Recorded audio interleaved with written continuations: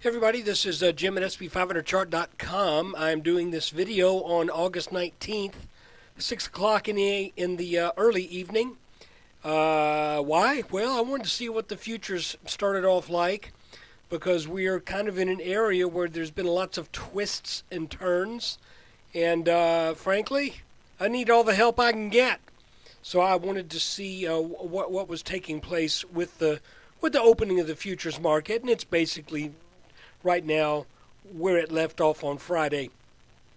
Before we get to looking at the chart for what happened on the 17th, and also taking a look back at the week in general, I need to remind you, as always, and you know this, but I got to say it, the website and this video are for educational purposes only. Nothing stated at the site or in this video is intended to be used as investment advice. I can draw lines on charts, but you have to draw your own conclusions from your own research. And you need to make investment decisions that are suitable for your personal financial situation. And I'm still not a licensed financial professional, still just a guy who likes to draw lines on charts. So let's take a look. Okay, we are looking at a chart, an hourly chart that shows all of the action from middle of May to the present day. And, you know, we're going to point out a couple lines here. This line right here is at about 1422. This was our previous top back in May, which is the top of the head Head and Shoulders top. This purple line right here is our extended, I'll just show you, is our extended neckline from this pattern. And, you know, it could go a little bit, there's a little play in this. So I'm leaving it where it is with the market looking like it's barely over that line. But I have to be honest with you, it may not be there, okay? This line could be a little bit up or down from where I have it drawn. It's not always easy to draw a perfect trend line based upon 2 points that occurred. It's at a good bit point in the past. That's a little bit like shooting a pistol that's got a 3-inch barrel and you're aiming at something 50 yards downrange. You line the sights up the best you can, but you realize with a 3-inch barrel, you're not going to be 100% accurate. So keep that in mind as we look at this line. The black line, as I mentioned, is the top of the Head and Shoulders pattern. So what happened last week, basically, I really thought that we were probably going to see some downward momentum, but we didn't get it. And you might say, well, Jim, you screwed up. Well, now I didn't really screw up. I didn't get it right.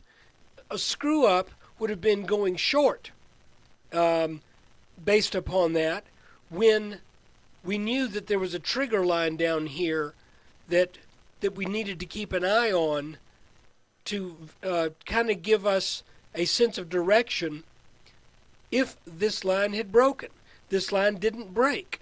So if you were waiting to get out of long positions, and you were thinking, well, you know, maybe I will consider getting out of my longs upon the breakdown of this line right here. Well, the good news is you didn't even get head faked. The market just kept bouncing on this line and has now gotten over it to a fairly, not a huge margin. You know, realistically, if we look at where this line is drawn right now and where the market is right now, we're about 1% over it. That's all. That's not huge. And I think we've got some headwinds coming up here too, folks, because we got this 1422, which, as I mentioned, is the extended top of the highest that the S&P got back in when was that? It was actually very, very early April when we were in this little triple top pattern back here. Okay? Additionally, we have this brown line that if we look at a daily chart, it is drawn over the top of this Head and Shoulders pattern that was a large pattern from 2011. You remember that, okay? And then also the top of the Head and Shoulders top that took place in spring of 2012. So what we've seen so far is this. We've had a, well, let me back up to a 2-day chart and get a little bit more information out of this. We had a Head and Shoulders bottom in 2009 that looked like it wanted to make a Head and Shoulders top right here, except for this neckline we knew should provide support. It did. We made a Head and Shoulders bottom back in October of 2010. And that was about the time when I started my YouTube channel, because all kinds of people were saying, oh my goodness, we're going to head back down to the 600s. But once we got, well, I'll show you exactly. Let me draw this little line here. Oh, it's grabbing all of that. I hate it when that happens. Hold on a second. Okay, finally got my line to stick. It's this line right here. Once we came down and got over that line and back tested it into what formed the right shoulder of this inverted Head and Shoulders pattern, that marked the end to that and really kind of signaled that this was likely an inverted Head and Shoulders that was going to lead to some pretty solid gains. We came up, gained nicely, made a Head and Shoulders top that broke down in the summer of 2011. Let's go to a 1-day chart now. That broke down and then started to really get extremely volatile for a number of months. Then we finally settled into this little pattern that ran up, formed a Head and Shoulders top. Then that Head and Shoulders top, here it is, left shoulder, head, right shoulder, broke down. We were thankfully aware of this pattern when that happened, and when we got that breakdown, we knew pretty much what to expect. Then we started forming what looked to be a Head and Shoulders bottom that it has been volatile coming out of it, and now it looks like the market has found a little bit of continuity over the past couple of weeks. But, you know, I just have to keep this 1422 level in mind, and also that level there at about 1444, 1443, 1444. You know, you have to follow the trend. Well, you don't have to, but I feel inclined to follow the trend lines, and it just doesn't look to me like there's that much more immediate upside to this market. But that's just me, you know.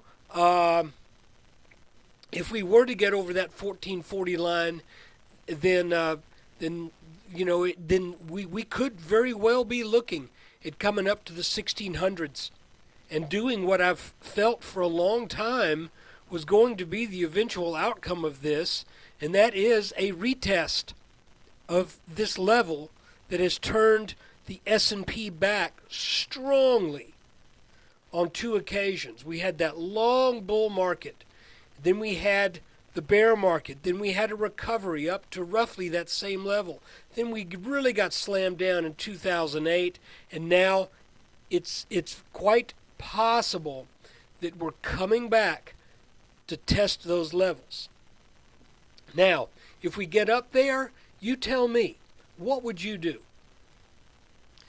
I'll be honest with you, as I look at this chart, and pardon all of the, tell you what, let me make a quick change on this chart. You watch this and I'll be back in just a second. Okay, let me just ask you this question.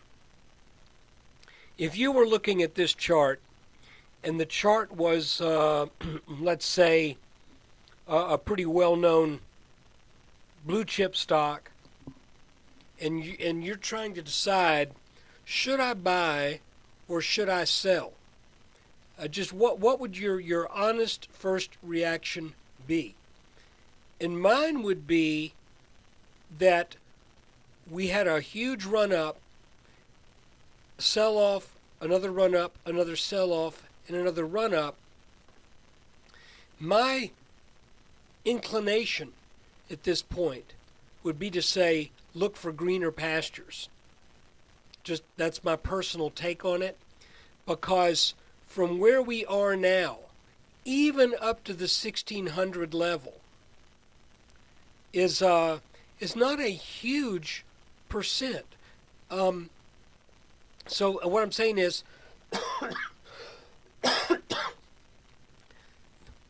if we get up to that level, I would expect a strong turn down. And if we don't get up to that level, then we have to consider that this all could be a fairly nasty looking topping pattern that would top off roughly 2.5 decades of strong, almost uninterrupted gain. If you think about it, we had the huge Black Monday crash back in October of '87, but for the most part, from 1975 to 2000, that's 25 years of just total gains. If you just bought here and held, you would have been in great shape. But if you bought here, then for the next 1, 2, 3, 4, 5, 6, 7, 8, 9, 10, 11, 12, 13 years, you still wouldn't be back to where you were when you bought. So all I'm saying is, if we get up into this area right here, I would expect that to put up a devil of a fight. And it could be in the long run that when we look back on this, and if we go to a quarterly chart here, it's even possible that this ends up being a big consolidation pattern. And there's some people who kind of think that way. But what do you look for when you see a pattern, a kind of a consolidation pattern? You usually don't see one move up and a move down, move up, move down, move up, and then a continuation. That's why a lot of times you get inverted head and shoulders patterns, even as continuation patterns, because it just takes a few ups and downs for the psychology of the market to change. So in other words, what I'm saying is we've gotten up to the 1550s roughly, then got hit back down, got back to roughly the same level, a little higher, then slammed back down. And this time people are probably conditioned to think we're going to get up here and we're coming back down. But if we were to come down not to that same 666 level, I'm talking many years in the future, I'm talking about probably 5, 6, 7 years out here. But if that were to happen, that might be a great buying opportunity if we ever come back down to that 800 level again. And that is a possibility. But I'm certainly not prognosticating that far into the future based upon what we're looking at in the chart today. I just thought that might be kind of interesting to take a look at. So basically the entire 2 weeks were flat until Thursday. Thursday the market decided to head up and out of this little consolidation pattern. If the flag flies at half mast, as they say, then what we're talking about is we've got a little pattern right here that is our, quote, flag. And now we look at this and we have to consider that instead of this being a top, this was a consolidation, a bull flag. And a lot of times they see these patterns form about midway between where the move eventually terminates. Well, if we go back and look at this leg up right here, we say we came up and we had a little consolidation, and then we went up about as far as we went before that consolidation started. If we go back to this head and shoulders right here, we broke off the bottom of the head, then we went sideways into the right shoulder. And how big was the move off the right shoulder? Well, it was about the same distance as the move that preceded the flag. So we come up here, we go sideways, now we break out of it. If the same rule holds true,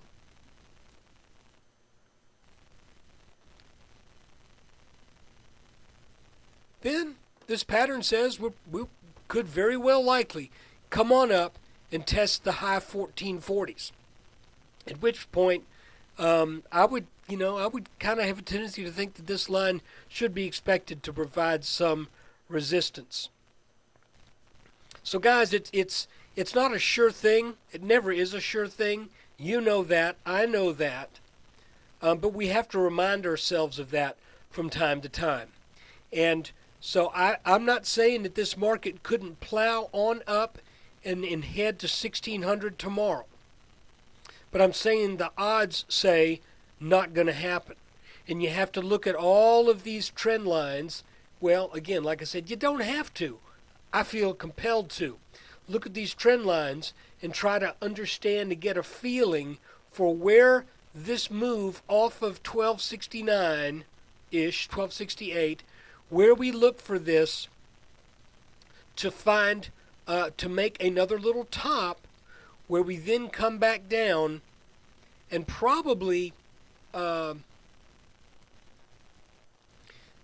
test some levels down in the lower 1300s. This is a real interesting chart because you can see some bullishness, but you can also see some signs of bearishness.